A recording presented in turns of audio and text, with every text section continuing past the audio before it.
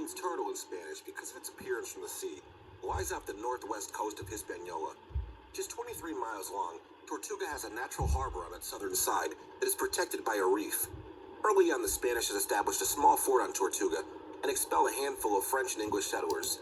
Spain's motive was to prevent the other European powers from establishing a foothold in the Caribbean.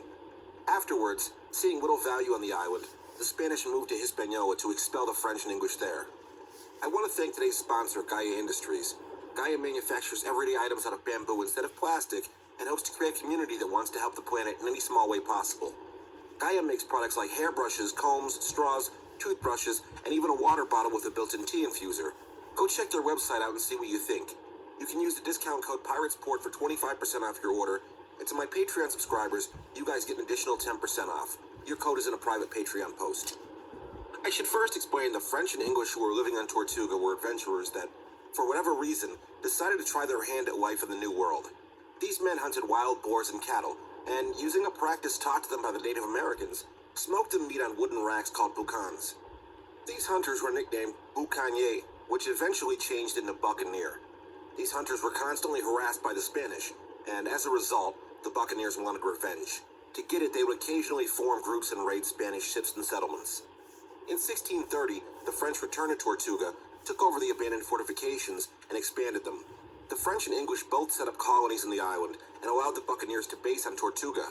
The colonies started to import slaves in 1633, but by 1635, the practice had ended, as it was reported the slaves had become out of control and had likely joined up with the Buccaneers. Later that year, the Spanish invaded and expelled the French and English, but once again they returned to Hispaniola shortly after. The French, English, and a small group of Dutch settlers again settled in Tortuga, and 2 years later, in 1638, the Spanish returned to drive them off for a third time. This time, the Spanish remained on Tortuga up until 1640, when a raiding party of roughly 150 French, English, and Dutch colonists attacked and drove the Spanish off the island. Jean Levasseur, a French engineer, had a fort constructed around a steep 30-foot rock overlooking the harbor and named it Fort de Rache. Levasseur had trenches dug into the steep hill surrounding the fort, which also had a natural spring. Fort de Rache had 24 guns, and after Levasseur had the trees cut down, the fort had a perfect view overlooking the harbor.